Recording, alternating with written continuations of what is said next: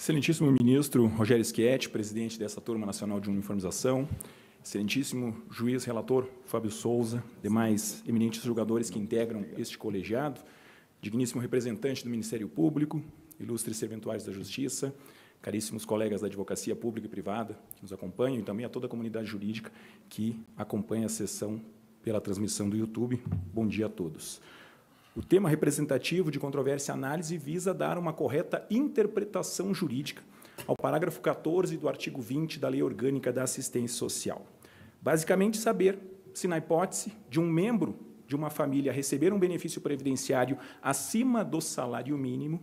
se seria possível deduzir esse valor integral ou parcialmente da composição da renda familiar para fins de atendimento do critério de miserabilidade e concessão de um benefício assistencial a um membro de outra família, um membro dessa mesma família. O entendimento da decisão ora recorrida, proferida pela primeira turma recursal de Sergipe, é no sentido de que, sim, seria possível, mesmo um benefício maior que o salário mínimo, ele fosse desconsiderado até o limite mínimo e apenas a parte que excedesse o valor do salário mínimo é que deveria compor a renda familiar.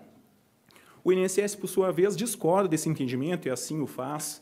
corroborando precedentes jurisprudenciais desta Turma Nacional de Uniformização, no sentido de que, na hipótese de benefícios maiores do que o salário mínimo, eles não podem deixar de ser considerados na renda familiar.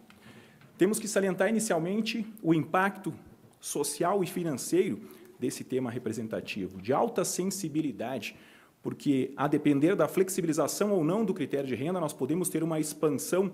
expressiva do acesso de benefício assistencial a pessoas que tiveram indeferimento pelo fato de não ter atingido o critério de renda familiar e, consequentemente, teremos também um incremento exponencial da despesa pública no que tange à política de concessão de BPC-Loas. Sabemos que a cada ano vem crescendo de aproximadamente 15% o número de requerimentos, consequentemente, o número de concessões, quer seja na via administrativa, quer seja na via judicial.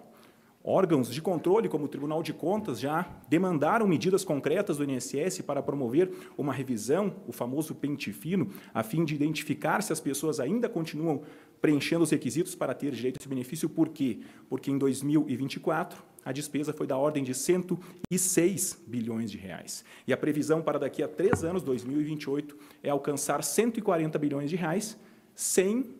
analisarmos essa temática ora em debate, que é a possibilidade de flexibilizar o critério de renda para fins de concessão de um volume muito maior desses benefícios. Devemos fazer uma evolução normativa e jurisprudencial dessa temática, lembrando que, por ocasião da redação original da Lei Orgânica da Assistência Social, em 1993, não havia possibilidade de deduzir da renda familiar um benefício previdenciário ou assistencial. Foi somente 10 anos depois, com o Estatuto do Idoso, que foi prevista a hipótese excepcional de deduzir da renda familiar o BPC idoso recebido por um membro dessa família.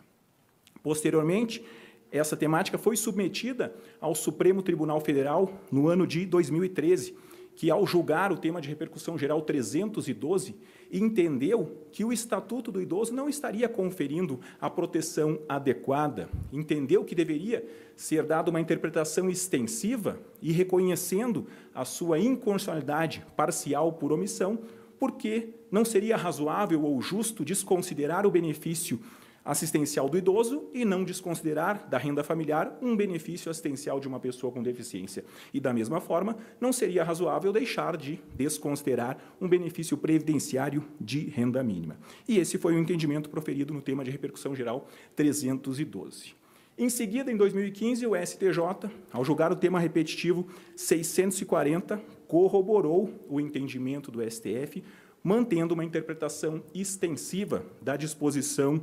do Estatuto do Idoso. O Congresso Nacional,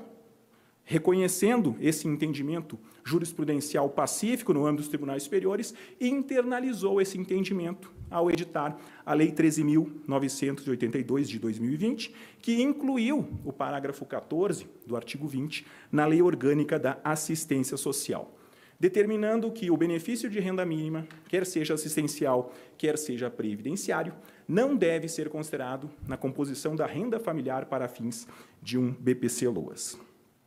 Porém, em nenhum momento, STF, STJ ou Congresso Nacional, que editou a Lei 13.982, permitiu que benefícios maiores do que o salário mínimo fossem desconsiderados da renda familiar, como o fez a decisão, ora recorrida, proferida pela primeira turma recursal de Sergipe. Como mencionei no início da minha exposição, a tese defendida pelo INSS vai ao encontro de precedentes já adotados por esta Turma Nacional de Uniformização. E ressalto aqui um PUIL que foi julgado no ano de 2017, ou seja, já num cenário de entendimento jurisprudencial consolidado nos tribunais superiores, sob a relatoria do juiz federal Gerson Luiz Rocha, em que foi fixada a seguinte tese: embora se possa sustentar que a exclusão da renda do idoso do conjunto de rendimentos da entidade familiar prevista no Estatuto do Idoso abrange igualmente as aposentadorias e prestações assistenciais, não se concebe que tal ocorra quando o seu valor supere o montante de um salário mínimo. Nos memoriais que o INSS disponibilizou a Vossa Excelência, também citamos outros julgados desta Turma Nacional de Uniformização no mesmo sentido, que vem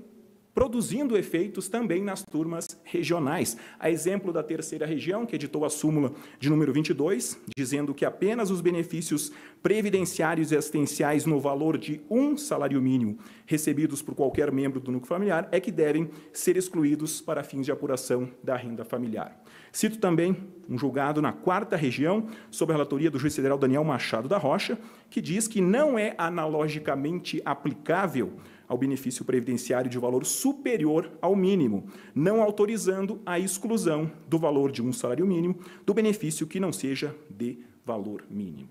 Em que pese essa controvérsia ainda não tenha uma decisão definitiva no âmbito do Supremo Tribunal Federal, a Corte Suprema já teve a oportunidade de se debruçar sobre essa temática ao julgar a reclamação 23.618, sob a relatoria do ministro Dias Toffoli, que abordou justamente essa controvérsia. Qual foi o entendimento prevalecente? Essa Suprema Corte, ao conferir interpretação extensiva ao Estatuto do Idoso, não pretendeu instituir uma regra interpretativa no sentido de existir critério objetivo de desconto, no valor apenas de um salário mínimo, no cálculo da renda familiar per capita, quando composta por valores decorrentes de todo e qualquer benefício previdenciário ou assistencial, independentemente de seu valor.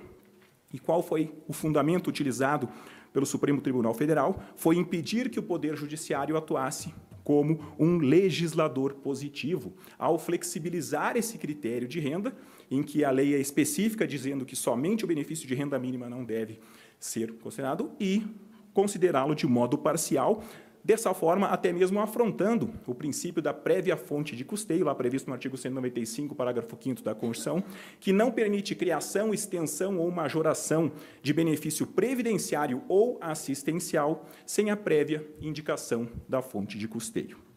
É com base nesses argumentos que o INSS reitera o seu pedido de provimento do seu recurso e toma a liberdade de sugerir a fixação da seguinte tese para o tema representativo 369. Quando o integrante do núcleo familiar oferir benefício de valor superior ao salário mínimo, não é possível, para fins de aplicação tanto do Estatuto do Idoso quanto da Lei Orgânica da Assistência Social, que a renda familiar per capita seja calculada com exclusão do valor equivalente ao salário mínimo. O valor integral deve ser considerado na divisão pelo número de membros do grupo familiar e não apenas o que exceder o valor do salário mínimo. Agradeço a atenção de Vossas Excelências. Muito obrigado, doutor